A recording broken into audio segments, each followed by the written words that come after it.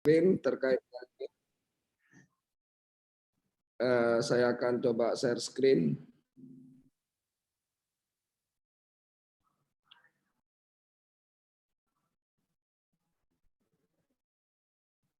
Mudah-mudahan terlihat ya. Adik-adik yang saya banggakan, Universitas Airlangga itu mempunyai 15 fakultas, di mana dari 15 fakultas itu ada 44 program studi untuk program sarjana. Apa saja program studi yang di 15 fakultas itu? Yang pertama adalah di Fakultas Kedokteran, itu ada 2 program studi, kedokteran dan kebidanan. Kemudian di kedokteran gigi itu ada kedokteran gigi. Kemudian di Fakultas Hukum ada 1 program studi yaitu ilmu hukum. Kemudian di Fakultas Ekonomi itu adalah ada 4 program studi yaitu ekonomi pembangunan, manajemen akuntansi, dan ekonomi Islam. Adik-adik sekalian yang saya banggakan, fakultas berikutnya adalah Fakultas Farmasi dengan 1 program studi yaitu farmasi. Berikutnya adalah fakultas yang ke-6 adalah kedokteran hewan dengan program studinya kedokteran hewan. Berikutnya adalah fakultas yang ke-7 dengan 7 program studi yaitu Fakultas Ilmu Sosial dan Ilmu Politik, ada Ilmu Administrasi Publik, Sosiologi, Ilmu Politik, Antropologi, Ilmu Informasi dan Perpustakaan, Ilmu Komunikasi, serta Hubungan Internasional. Fakultas berikutnya adalah Fakultas Sains dan Teknologi. Ada 8 program studi di sana, yaitu kimia, biologi, fisika, matematika, statistik, sistem informasi, teknik lingkungan, dan teknik biomedis. Fakultas berikutnya adalah Fakultas Kesehatan Masyarakat. 2 program studi yang ada di sana adalah kesehatan masyarakat serta gizi. Berikutnya adalah fakultas yang ke-10 adalah Fakultas Psikologi dengan 1 program studi yaitu psikologi. Kemudian Fakultas Ilmu Budaya mempunyai 4 program studi yaitu Bahasa dan Sastra Indonesia, Bahasa dan Sastra Inggris, Ilmu Sejarah, serta Studi Kejepangan.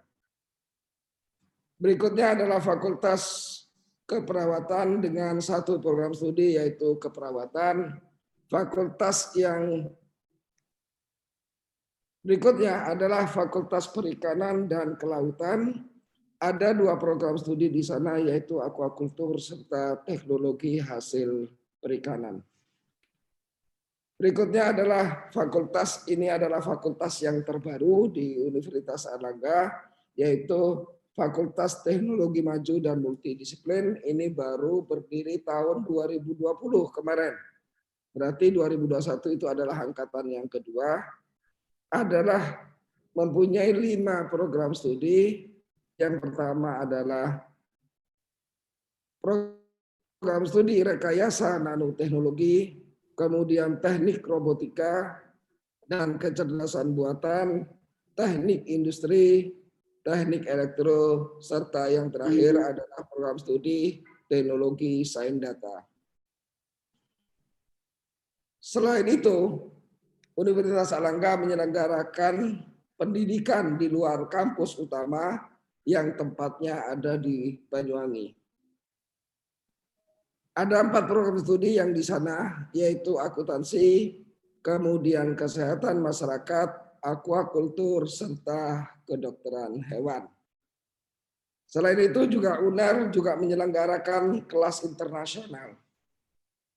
Ada 9 program studi yang membuka kelas internasional adalah yang pertama adalah kedokteran, kedokteran gigi, ilmu hukum, akuntansi, manajemen, ekonomi Islam, farmasi, kedokteran hewan, dan psikologi. Ini adalah program kelas internasional di mana mahasiswanya bisa menerima mahasiswa Indonesia maupun juga mahasiswa dari negara lain. Adik-adik yang saya hormati dan saya banggakan, sekarang bagaimana tentang proses penerimaan mahasiswa baru di Universitas Airlangga? Proses penerimaan mahasiswa baru di Universitas Airlangga itu melalui apa yang disebut dengan Pusat Penerimaan Mahasiswa Baru atau yang dikenal dengan PPMB Universitas Airlangga. Secara umum untuk penerimaan mahasiswa baru program sarjana ya itu untuk tahun 2022 itu tidak berubah dibandingkan dengan tahun 2021. Pada tahun 2021 ada 3 jalur masuk untuk program sarjana. Yang pertama seperti kita ketahui adalah program seleksi nasional masuk perguruan tinggi yang melalui jalur prestasi akademik ya dan non akademik dengan rapor. Kemudian yang kedua, seleksi bersama masuk perguruan tinggi negeri atau SBMPTN menggunakan tes tulis berbasis komputer atau UTBK, dan jalur yang ketiga adalah jalur mandiri yang diselenggarakan secara mandiri oleh Universitas Airlangga. Saya akan bahas yang pertama melalui jalur SNPTN. Saya kira tidak banyak perubahan dari tahun ke tahun terkait dengan jalur seleksi nasional masuk perguruan tinggi negeri ini, ya, termasuk yang ada di UNER. Yang mungkin perlu kami tegaskan kembali, bagaimana mekanisme seleksi yang melalui jalur SNPTN ini untuk di Universitas Airlangga. Mekanisme seleksi itu adalah Universitas Airlangga secara umum menggunakan 2 indikator utama. 2 indikator utama yaitu yang pertama adalah indikator indeks siswa dan yang kedua adalah indeks sekolah. Bagaimana cara mengukur indeks siswa? Cara mengukur indeks siswa, UNER hanya memperhatikan ranking berapa yang bersangkutan secara paralel di sekolahnya. UNER tidak memperhatikan nilai rapot dari masing-masing pelajaran.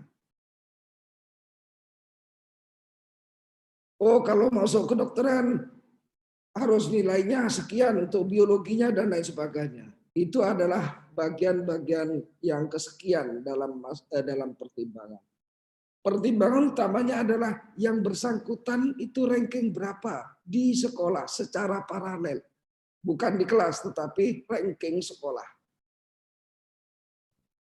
Itu yang diperhatikan. Kenapa UNER menggunakan itu? Karena kami menganggap itu akan lebih fair untuk menilai prestasi akademik dari siswa.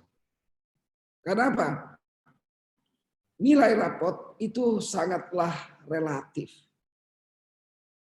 Antara satu sekolah dengan sekolah yang lain itu mungkin mempunyai standar yang berbeda. Tetapi kalau kita menggunakan ranking sekolah, itu berarti kalau ranking 1 di SMA Negeri 1 Manyar, berarti yang bersangkutan itu adalah yang terbaik se-SMA Negeri 1 Manyar. Ranking 2 berarti yang terbaik kedua, dan seterusnya. Indeks siswa tersebut tentunya akan digabung dengan yang namanya indeks sekolah.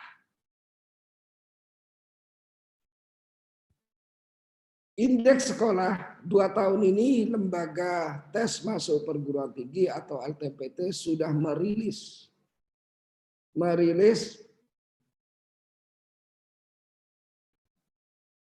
top 1000 sekolah berdasarkan nilai rata-rata UTBK.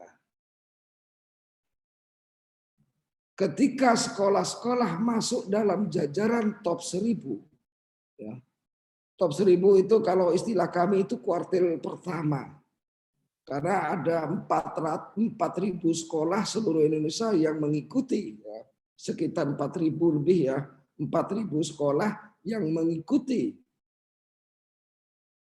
UTBK diambil kuartil 1, yaitu seperempat yang tertinggi, diambil 1.000 sekolah. Ketika masuk di situ berarti dia masuk dalam jajaran sekolah-sekolah yang mempunyai indeks yang relatif tinggi. Kalau saya lihat, ya, di tahun 2021 ini SMA Negeri 1 Manyar itu berada di urutan ranking, ya, ranking 468 secara nasional. Ini adalah suatu hal yang sangat bagus. Kalau dibandingkan dengan tahun 2020 itu mengalami peningkatan 21 tingkat. Ya, berarti kalau yang kemarin itu adalah 489. Sekarang naik menjadi 468, berarti naik 21 tingkat.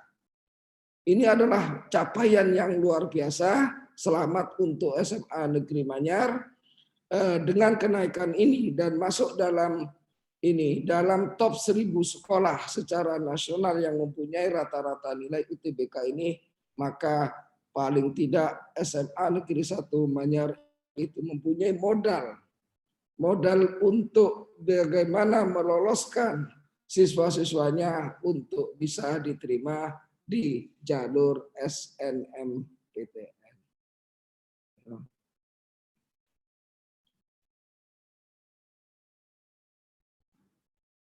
Saya kembali lagi ke yang tadi. Ya.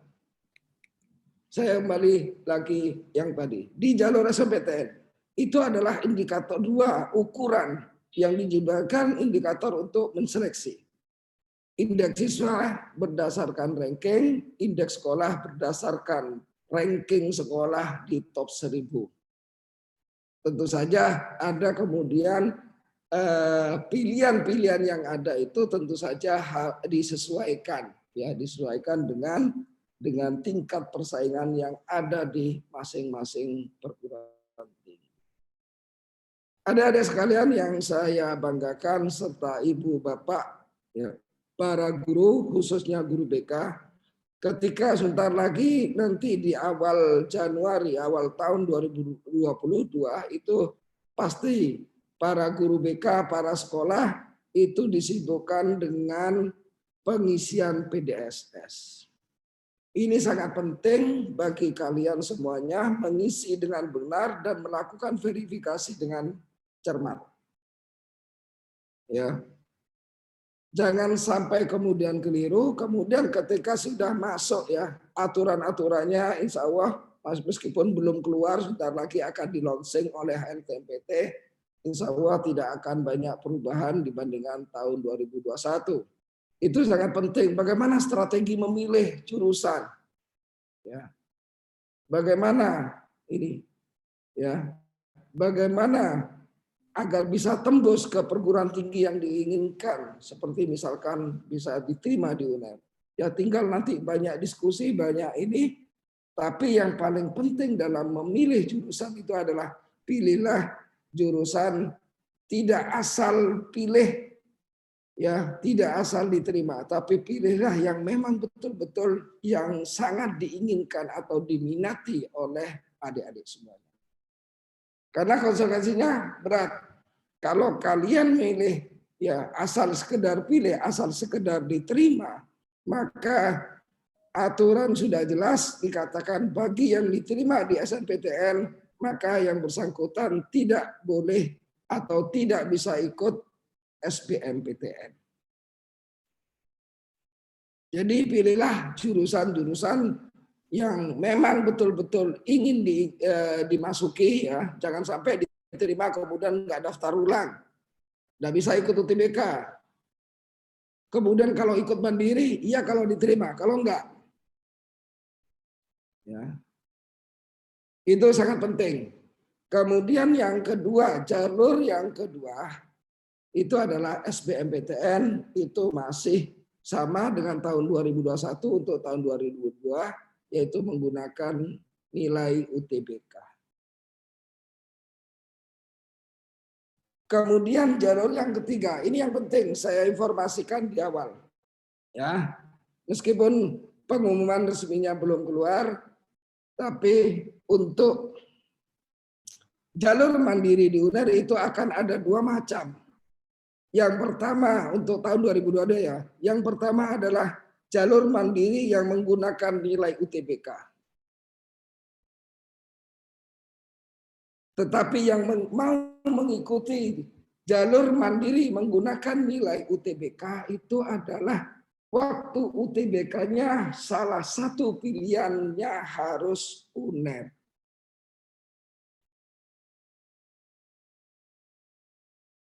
Kelompok ujian di UTBK itu harus sama dengan kelompok ujian ketika mandiri. Maksudnya begini, ketika saintek di UTBK-nya, kemudian di mandirinya mau ikut yang soshum, itu tentu saja tidak bisa karena nilainya tidak bisa diperbandingkan. Jadi syaratnya yang pertama adalah salah satu pilihan UTBK-nya itu adalah memilih UNER. Kemudian kelompok ujiannya harus sama dengan kelompok ujian yang ini. Kecuali ya kalau campuran kan mereka punya dua ya, dua, saintek maupun soshum. Jangan UTBK-nya saintek, kemudian mandirinya ingin milih yang soshum, nggak bisa. Karena nilainya tidak sama atau kelompok ujiannya tidak sama. Kemudian jalur yang kedua mandiri di sini adalah jalur ujian tulis. Ya. Kalau ujian tulis ini adalah peserta ikut tes lagi dengan materi TPA dan TKA, tes potensi akademik dan tes kemampuan akademik. Jadi ini ada dua jalur. Jalur pertama yang non tes tulis yaitu menggunakan nilai UTBK, dan jalur yang kedua adalah menggunakan tes tulis. Ya, tes tulis yang diselenggarakan oleh Universitas Airlangga. Kemudian ini adalah gambaran tingkat keketatan program studi saintek di jalur SNMPTN tahun 2021. Ada 5 program studi yang paling ketat di sini. Yang pertama adalah farmasi, kebidanan, kedokteran, keperawatan, dan gizi. Untuk prodi saintek, kelompok saintek di jalur SNMPTN. Kemudian untuk yang jalur kelompok soshum di SNMPTN tahun 2021, 5 terketat adalah psikologi, manajemen, ilmu komunikasi, hubungan internasional, dan akuntansi. Berikutnya adalah untuk jalur SBMPTN, kelompok saintek, 5 terketat adalah kedokteran, farmasi, teknik biomedis, sistem informasi, dan kebidanan. Ada sedikit perubahan di kelompok SNMPTN dibandingkan dengan yang SBMPTN. Untuk yang kelompok soshum, terketatnya adalah masih psikologi, ada komunikasi, ada hubungan internasional, manajemen, serta hukum. Ya. Di jalur SBMPTN tahun 2021. Sekarang bagaimana untuk yang jalur mandiri? Jalur mandiri untuk kelompok saintek di sini adalah masih didominasi oleh kedokteran, kemudian sistem informasi, kedokteran gigi, teknik lingkungan, serta teknik biomedis. Ini adalah 5 prodi paling ketat di jalur mandiri dalam kelompok program studi sains dan teknologi. Sedangkan prodi kelompok sosial humanera di jalur mandirinya yang paling ketat adalah manajemen, komunikasi, ilmu administrasi negara, sosiologi, Sosiologi dan hubungan internasional. Ini adalah prodi-prodi yang paling ketat di kelompok sosial humanera di jalur mandiri. Adik-adik sekalian serta ibu bapak yang saya banggakan, ini yang perlu saya pesankan. Saya tidak bosan-bosannya memesankan hal ini kepada semuanya. Karena apa? Karena sampai setiap tahun itu selalu terjadi. Ada orang-orang yang kemudian tertipu ya oleh oknum-oknum yang menjanjikan bisa memasukkan ke Universitas Erlangga lewat jalur belakang. Saya tegaskan sekali lagi, UNER tidak punya pintu belakang, jadi jangan masuk lewat jalur belakang. Lewatlah jalur yang depan. Ya, jangan percaya pada orang-orang yang menjanjikan bisa memasukkan ke UNER dengan menuntut atau meminta imbalan-imbalan tertentu. Di UNER, model yang seperti itu saya katakan tidak ada. UNER memilih calon-calon mahasiswa barunya berdasarkan prestasi atau kualitas akademik yang dimiliki oleh para pendaftarnya. Jadi jangan percaya karena selalu banyak ini adalah penipuan-penipuan yang dilakukan oleh oknum-oknum yang tidak bertanggung jawab. Kemarin saya sampaikan tahun 2021 UNER menangkap 22 joki. Joki dan yang dijoki ketika tes jalur mandiri. Dan sanksinya sudah jelas, itu diproses secara hukum, kemudian yang bersangkutan untuk selamanya di blacklist untuk bisa masuk ke UNER. Jadi kalian jangan sampai kemudian terbujuk rayu oleh oknum-oknum ini yang memberikan jasanya, jasa joki, dan kalian akan rugi sendiri. Kami menangkap 22 orang joki dan yang dijoki. Ya. Jokinya sudah kami serahkan ke polisi. Kira-kira itu mungkin nanti bisa diskusi ya terkait dengan informasi tentang penerimaan mahasiswa baru, ya bisa menghubungi nomor kontak kami, dan informasi tentang penerimaan mahasiswa baru secara luas bisa dilihat di websitenya kami, yaitu ppmb.uner.ac.id.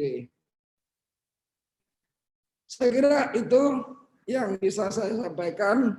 Mungkin nanti setelah ini bisa ada tanya jawab untuk mengetahui lebih jauh lagi tentang penerimaan mahasiswa baru di Universitas Airlangga. Terima kasih, sampai jumpa di UNER sebagai mahasiswa baru tahun 2022. Saya kira begitu, saya akhiri. Terima kasih. Assalamualaikum warahmatullahi wabarakatuh.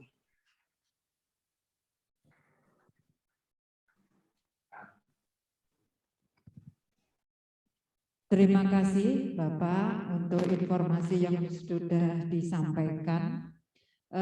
Untuk berikutnya kita buka sesi tanya jawab ya Pak. Enggak, silakan. Ya, saya mulai untuk sesi pertama untuk tanya jawab. Silakan. Kita mulai dari yang kelompok pria dulu. Yang laki-laki aja dulu. Yang laki-laki silakan.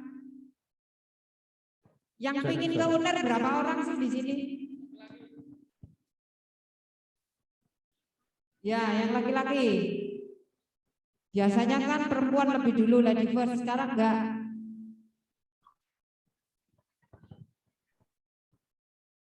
Ayo, enggak ada? Ya wes.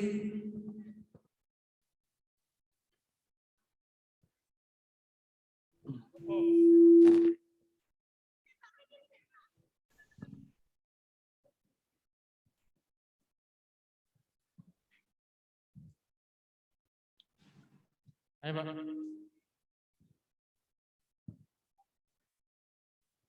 Silakan bertanya. Assalamualaikum warahmatullahi wabarakatuh. Terima kasih atas waktu yang diberikan. Izin bertanya 2 pertanyaan Bapak Ahmad Solikin. Yang pertama, di tahun depan apakah terdapat peluang untuk lolos SNMPTN bagi siswa yang memilih prodi lintas jurusan? Mengingat tahun lalu alumni kami ada yang berhasil lolos SNMPTN di UNER prodi lintas jurusan. Yang kedua, adakah kemungkinan lolos SNMPTN lebih dari 1 siswa dari sekolah yang sama jika memilih prodi dan univ yang sama juga? Terima kasih, Pak. Baik, ini Mbak Sapa.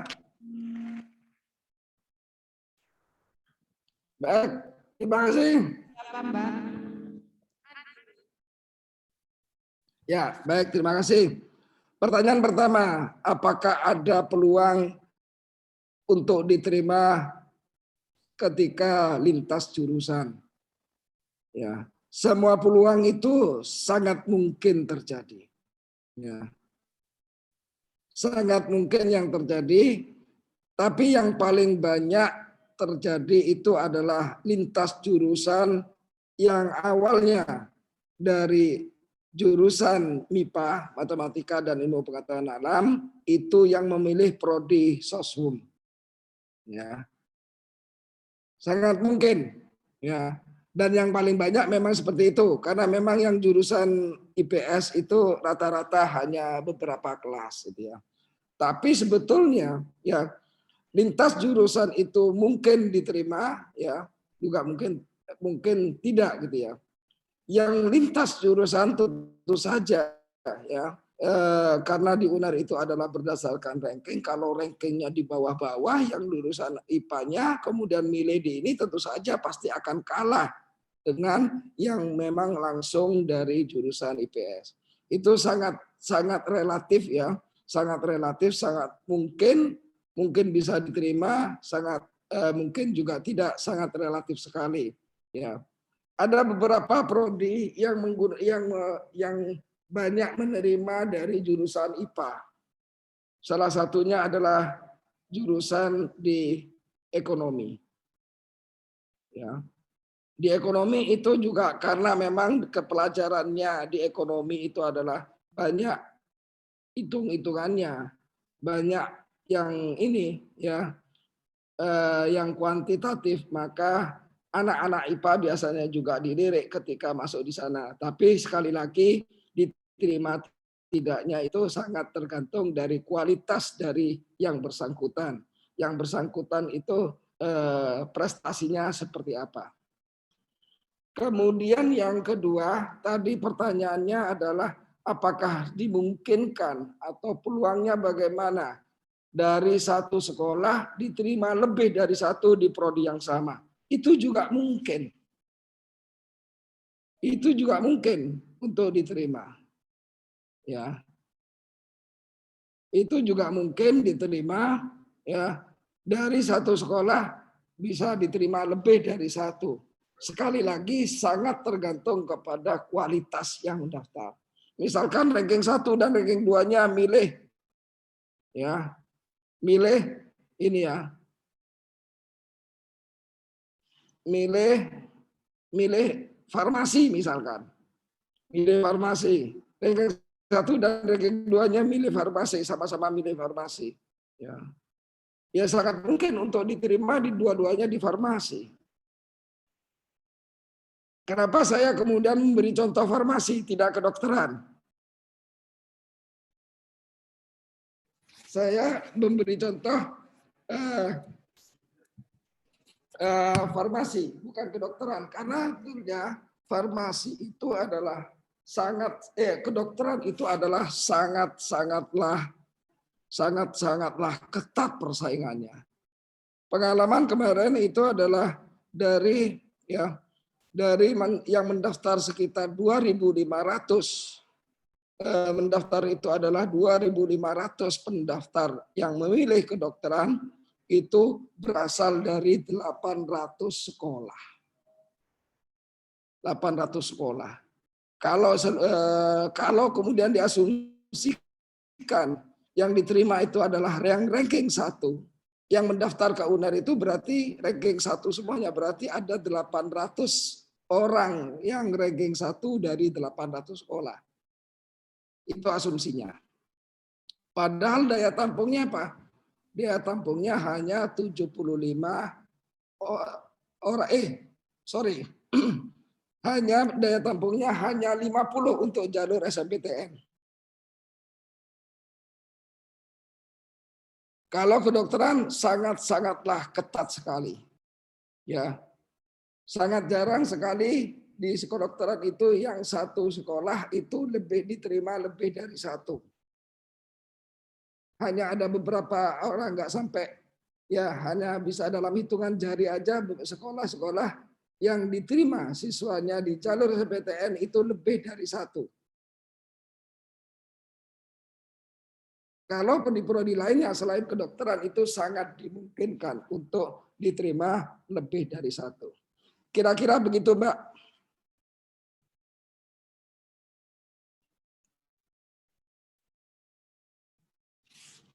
Halo, ada yang lain? Bagaimana Mbak? Sudah terjawab? Ya, terima kasih. Silakan yang lain. Ya, segera. Assalamualaikum warahmatullahi wabarakatuh. Waalaikumsalam warahmatullahi wabarakatuh. Sebelumnya izin memperkenalkan diri. Nama saya Sailin Isla dari jurusan MIPA. Izin bertanya Pak, kalau misalnya Prodi Kesmas SNMPTN tahun kemarin tidak ada yang diterima, apa masih ada kemungkinan peluang diterima untuk di tahun ini? Terima kasih. Assalamualaikum warahmatullahi wabarakatuh. Baik. Pertanyaannya, apakah ada mungkin? Sangat mungkin, Mbak. Jadi sangat tergantung dari ini. Sebetulnya diterima di suatu prodi itu, ya, diterima di satu prodi tertentu itu sangat tergantung kepada prestasi dari siswanya atau prestasi dari yang mendaftar. Yang bersangkutan itu adalah ranking berapa, itu aja.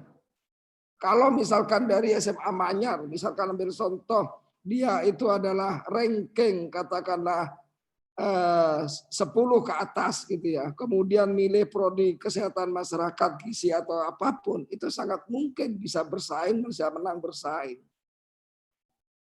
Apalagi SMA Manyar itu masuk jajaran 468 sekolah terbaik di Indonesia.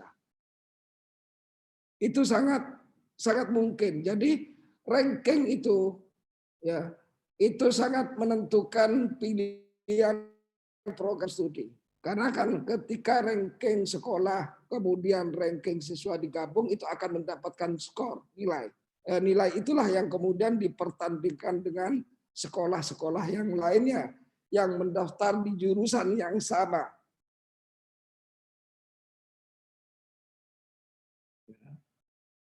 Jadi sangat mungkin. Misalkan ranking 6, ranking 7, milih kesehatan masyarakat.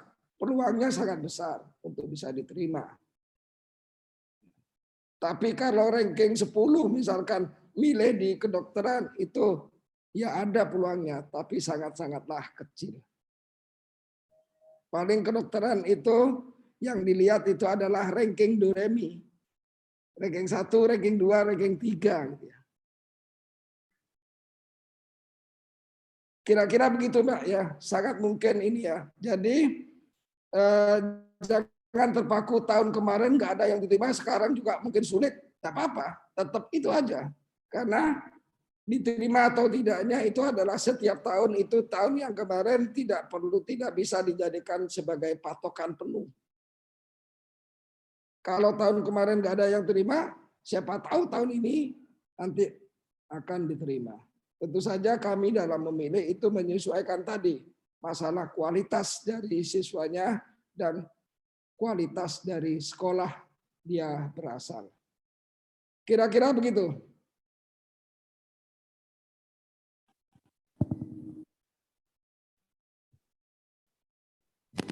Silakan yang berikutnya untuk siswa bahasa barangkali ada pertanyaan. Ya. Silakan. Izin bertanya lagi, Pak. berkaitan dengan sertifikat yang dilampirkan saat SNMPTN. Misalkan saya punya sertifikat lomba, tapi yang diadakan prodi UNER sendiri. Namun sebagai semifinalis bukan sebagai juara 1, 2 maupun 3. Apa sertifikat itu masih dipertimbangkan oleh pihak UNER sendiri? Terima kasih. Assalamualaikum warahmatullahi wabarakatuh. Baik, setiap prestasi dari siswa ya itu akan menjadi poin tersendiri dalam penilaian. Ya, tentunya poin atau bobot nilai yang diberikan itu semakin tinggi jenjang dari prestasinya itu akan semakin besar. Juara di kabupaten itu pasti lebih kecil dengan kalau juara di provinsi. Juara provinsi akan lebih kecil kalau itu dibandingkan dengan bobot untuk juara nasional. Juara nasional lebih kecil kalau yang bersangkutan dibandingkan dengan yang juara internasional. Semakin tinggi levelnya, maka semakin besar bobot nilai yang ditambahkan. Demikian juga dengan kejuaraannya, ya. Yang juara 1 pasti mempunyai bobot yang lebih besar dibandingkan dengan yang juara 2. Juara 2 lebih besar dari yang juara 3. Yang masuk finalis justru akan lebih besar dibandingkan dengan yang masuk di semifinalis. Setiap prestasi kami hargai, cuman bobotnya yang relatif berbeda-beda disesuaikan dengan jenjang serta tingkatan prestasinya.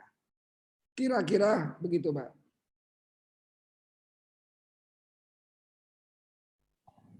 Baik, terima kasih Bapak. Masih ada pertanyaan lagi anak-anak?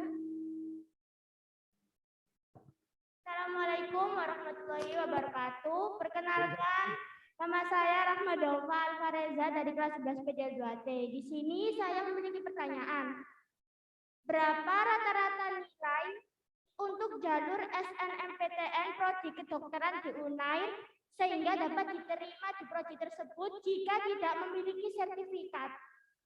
Terima kasih. Wassalamualaikum warahmatullahi wabarakatuh. Waalaikumsalam. Ya. Berapa rata-rata nilai dari UTBK sehingga bisa diterima di kedokteran? Setiap tahun itu berbeda-beda, ya, berbeda-beda rata-rata nilai yang diterima.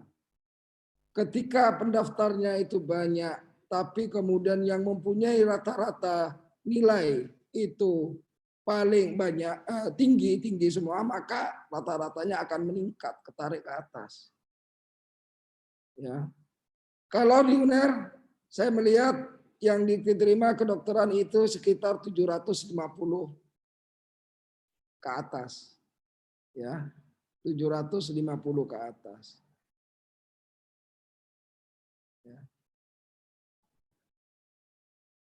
Tapi sekali lagi setiap tahun itu berbeda-beda. Tahun yang lalu tidak bisa dijadikan sebagai patokan penuh untuk wah saya ikut tryout. Tryout itu juga tidak bisa dijadikan sebagai patokan.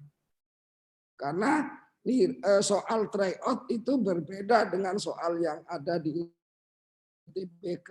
Sistem penilaiannya juga berbeda. Ya. Kalau hanya sebagai mengukur kemampuan mungkin nggak masalah, tetapi ketika dijadikan patokan, wah kamu itu nanti bisa lolos di kedokteran, belum tentu. Ya, belum tentu. Jadi setiap tahun itu berbeda-beda. Pengalaman tahun yang kemarin itu adalah 750 ke atas itu adalah rata-rata yang dinilai yang diterima di Fakultas Kedokteran. Kira-kira begitu, Mbak Roma. Terima kasih Bapak. Ini menyambung pertanyaan tentang kedokteran Bapak. Assalamualaikum warahmatullahi wabarakatuh. Salam. Saya Ibu Kustia Pak Solikin. menyambung pertanyaan yang dari anak tadi. Tapi sebelumnya kita mengucapkan selamat ulang tahun kepada UNER. Semoga semakin berjaya dan semoga juga semakin banyak anak-anak kami SMA Negeri 1 Manyar yang tertampung diterima di UNER. Amin, Allahumma amin. Pertanyaan kami Pak Solikin, sekolah kami itu pernah 2 kali siswanya diterima senam PTN di kedokteran, Fakultas Kedokteran. Kalau yang lewat jalur golden ticket kemarin ada karena anak OSN, yang SDM juga ada. Tapi yang senam PTN berhenti di 2 kali itu. Pertanyaan saya, menurut panjenengan analisisnya kira-kira kok pernah ada dan sekarang tidak ada itu penyebabnya apa? Apa karena nilai yang mengikuti tahun berikutnya kurang atau ada penyebab lain? Matur nuwun atas pencerahannya. Assalamualaikum warahmatullahi wabarakatuh. Assalamualaikum warahmatullahi wabarakatuh. Bu Kustiah serta Ibu Bapak sekalian serta adik-adik yang saya hormati. Ya, beberapa tahun yang lalu dari Manyar memang diterima untuk jalur SBMPTN. Ya, ini tidak yang golden ticket ataupun jalur yang lainnya. Saya bicara tentang yang SBMPTN. Acuannya gini Bu, tinggal sekarang itu tadi yang daftar di SMA dari SMA 1 Manyar di kedokteran itu ranking berapa? Apakah yang bersangkutan ranking 1? Gitu ya. Itu yang pertama. Kemudian yang kedua itu adalah kalau dia itu ranking 2, ranking 3 barangkali akan semakin berat karena akan bobotnya akan semakin kecil. Kemudian yang kedua itu adalah dari ini ya, dari yang bersangkutan apakah dari sekolahnya, ya sekolah. Ini setiap tahun selalu fluktuatif. Persaingan seperti tadi yang saya sampaikan itu ada 800 sekolah yang mendaftar di kedokteran ini. Jadi persaingan antar sekolah itu sangat ketat sekali. Ya, di samping siswanya yang mendaftar itu harus betul-betul excellent, harus yang betul-betul bagus, yang terbaik dari sekolahnya, kemudian prestasi sekolahnya. Itulah yang menjadi ukuran kita, ya, ukuran kita melalui jalur SBMPTN. Golden ticket itu adalah salah satu mekanisme kami untuk menerima melalui jalur SNMPTN. Saya ingat tahun kemarin atau tahun yang lalu itu ya, itu ada dari SMA Negeri 1 Manyar mendapatkan golden ticket. Tahun 2020 apa 2019 Bu? 2020 apa 2021? Saya agak lupa. Golden ticket. Itu adalah bagian prestasi yang dihasilkan oleh siswa dan sekolah dalam hal ini. Kenapa? Karena mampu menjuarai Olimpiade Sains Nasional (USN). Itu adalah bagian-bagian yang ini. Jadi di jalur SNMPTN Ibu ya, yang terkait dengan yang kemarin di golden ticket itu adalah bagian dari SNMPTN. Jadi itu adalah bagian daripada SNMPTN. Sehingga mudah-mudahan di tahun 2022 ini dengan prestasi-prestasinya ya dari SMA Negeri 1 Manyar ya Gresik itu bisa tembus sesuai dengan yang diinginkan. Ya. Yang penting ke UNER kirimlah yang terbaik, insya Allah gitu ya. Insya Allah nanti dengan prestasi-prestasi yang ada itu menjadi bahan pertimbangan kami dalam menseleksinya. Ya.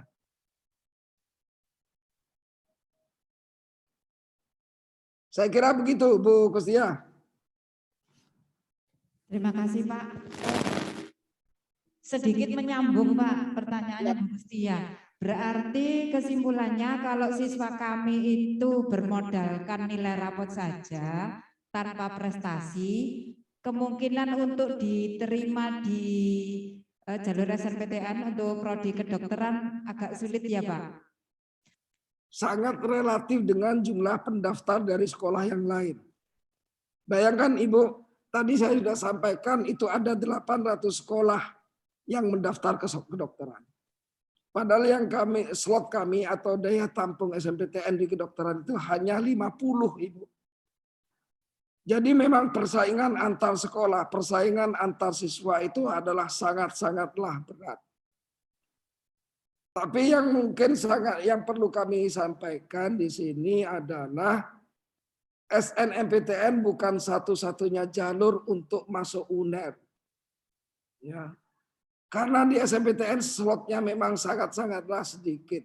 Masih ada jalur kedua, yaitu di SBMPTN. Di SBMPTN. Ya. Maka bagi adik-adik yang belum rezeki diterima di SNMPTN, jangan kemudian putus asa. Skenario awal bagi kalian semuanya adalah target pertama itu adalah SNMPTN. Tapi jangan meninggalkan skenario kedua dengan mempersiapkan diri untuk bisa diterima melalui SBMPTN. Mulai sekarang adik-adik harus fokus juga mempersiapkan SNMPTN, mempersiapkan SBMPTN. Siapa tahu ya, di SNMPTN-nya tidak beruntung ya. Maka adik-adik sudah punya waktu yang lebih panjang untuk mempersiapkan SBMPTN. Jangan hanya mempersiapkan SBMPTN itu ketika sudah tidak diterima di SNMPTN. Ya, sudah mepet, terlalu mepet waktunya.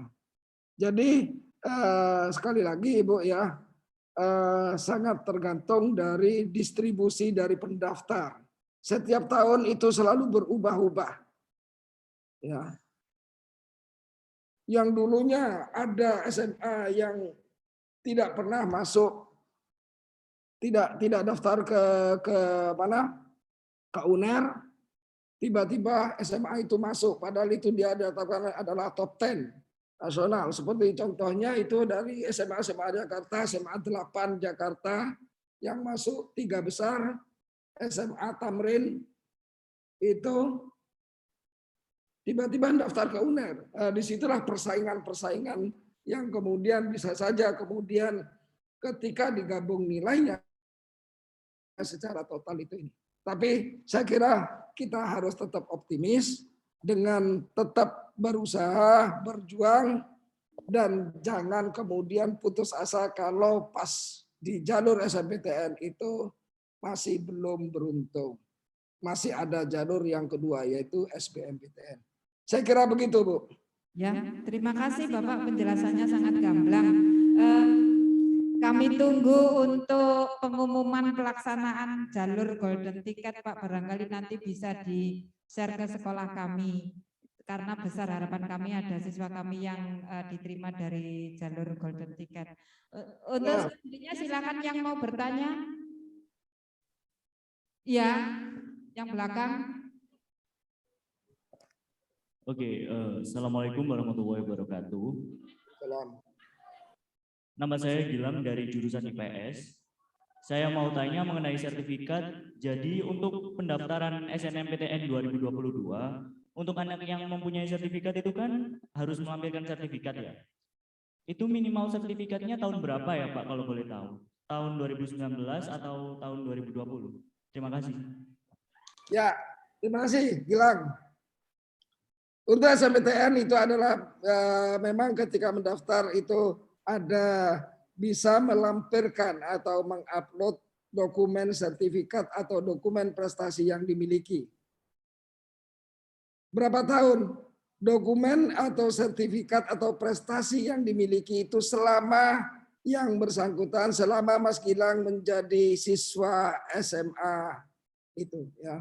Jadi misalkan tahun 2021 kelas 10 ya. Kelas 10 itu tahun berapa? 21, 22 berarti 2019 ya. Kelas 10 Mas Gilang punya juara apa? Itu akan diakui. Tetapi kalau prestasinya ketika SD atau SMP itu tidak bisa diakui. Jadi selama sekolah di SMA, ketika kalian mempunyai prestasi-prestasi, itu bisa dimasukkan atau diupload ketika mendaftar SNMPTN. Kira-kira gitu, Mas Gilang. Bagaimana Mas, sudah terjawab? Silakan. Ya, silakan. Assalamualaikum warahmatullahi wabarakatuh. Perkenalkan, nama saya Putri Farida dari MIPA. Pak, izin bertanya, jika masuk Fakultas Psikolog di UNER, untuk akreditasi psikolog di UNER itu berapa persen? Sama jika kita ingin membuka praktek, itu harus lulus dengan IPK berapa ya Pak? Sekian, terima kasih. Wassalamualaikum warahmatullahi wabarakatuh. Akreditasi apa ya maksudnya berapa persen? Mbak, apa yang dimaksud dengan ini? Akreditasi jurusan. Akreditasi di UNER itu sebagian besar termasuk psikologi itu akreditasinya A. Ya, akreditasinya adalah A. Ya. Kemudian berapa ya? Bagaimana kalau mau buka praktek sebagai psikolog? Nah, psikolog itu kalau kalian lulus jadi sarjana psikologi belum tentu bisa menjadi psikolog. Harus melanjutkan ke yang namanya magister profesi. Ya, harus melanjutkan ke sekolah lagi setelah lulus itu ke namanya yang profesi. Nanti di situ profesi apa? Profesi psikolog. Maka di situ baru nanti ini. Ya tentu saja ada asosiasinya, harus lulus uji kompetensi sehingga nantinya bisa kemudian misalkan buka praktek menjadi seorang psikolog. Ya. Itu tahap selanjutnya, Mbak. Nanti setelah lulus sarjana baru kemudian sekolah profesi psikolog. Kira-kira gitu, Mbak.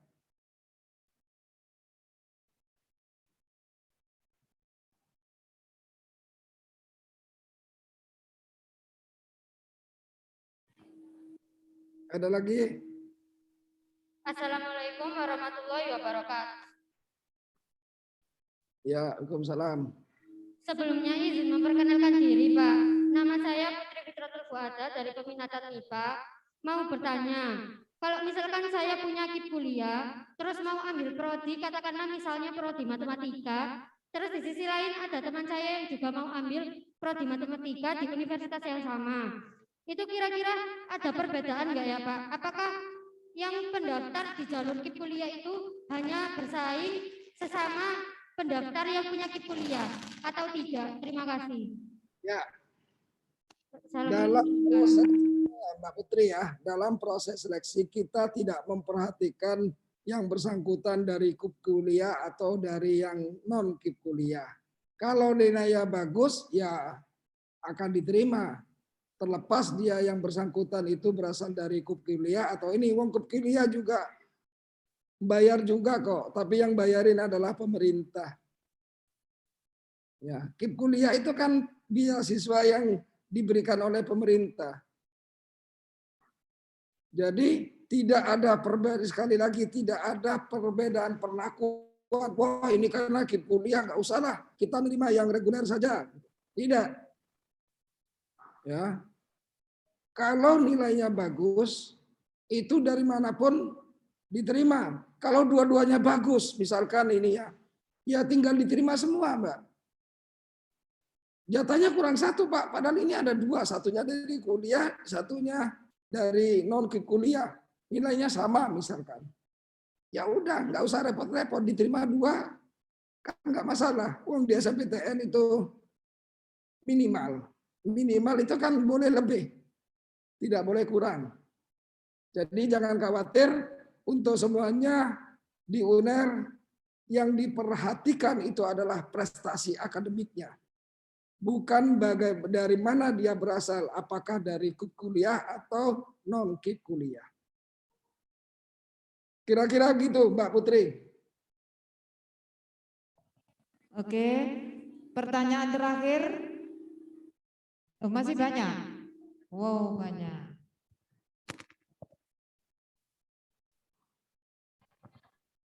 Mohon maaf Bapak, ini banyak siswa kita yang Nggak apa-apa, nggak apa-apa. penasaran untuk bertanya.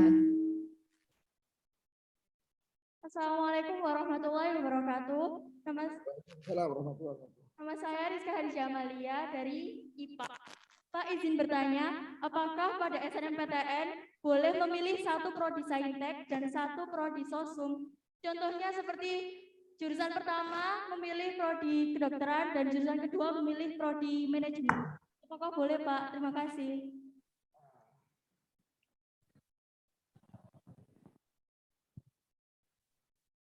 Baik, untuk SNMPTN nanti ditunggu aja ya kebijakannya seperti apa. Apakah boleh memilih campuran, satunya Saintek, satunya Sosum. Ya, saya tidak berani untuk menyampaikan boleh atau tidak karena memang aturan dari lembaga tes masuk perguruan tinggi atau LTPT masih belum keluar. Mudah-mudahan nanti di awal atau di akhir tahun ini, mulai Desember ataupun di awal tahun yaitu Januari, informasi-informasi terkait dengan penerimaan mahasiswa baru tahun 2022 yaitu SNMPTN dan SBMPTN sudah keluar. Saya sekarang tidak bisa menjawab, Mbak, karena aturannya memang masih belum ada. Kira-kira begitu, Mbak.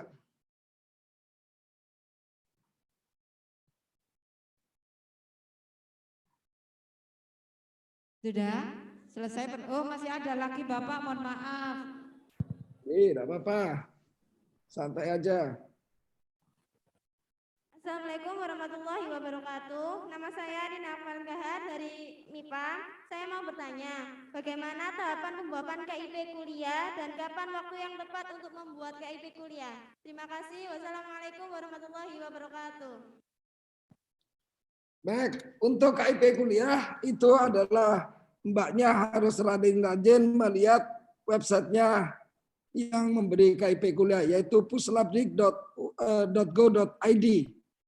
Ya, Puslabdik itu adalah kependekan dari Pusat Layanan Pembiayaan Pendidikan.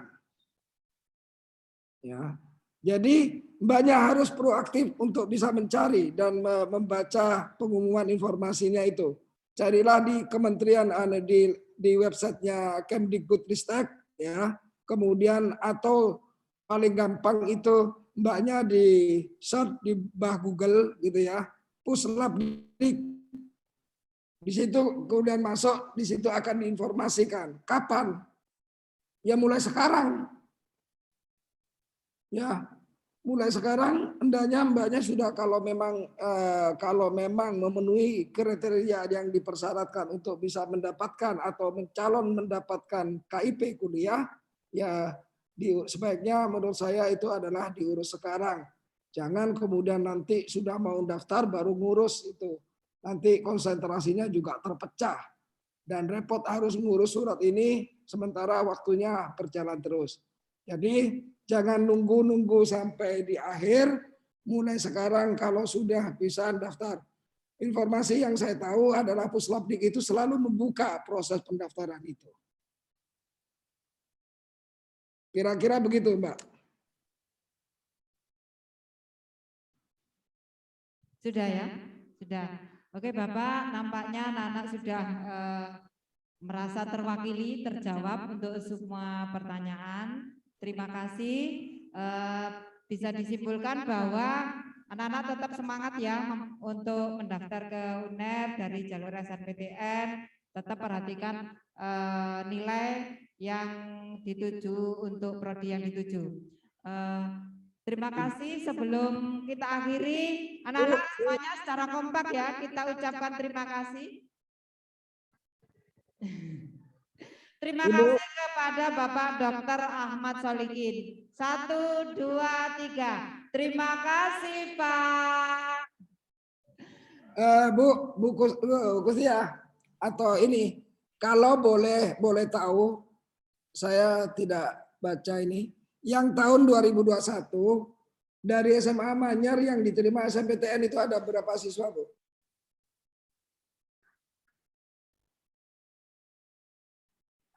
Enam 66 Pak, seluruhnya SNMPTN. Yang SNMPTN. Yang SNMPTN yang diterima di UNER. Lupa kita enggak hafal Pak, mohon maaf. Oh ya, enggak apa-apa. Lebih dari 10 Pak. Mungkin kuotanya bisa ditambah Pak, 20, 30 Pak. Aduh, Bu.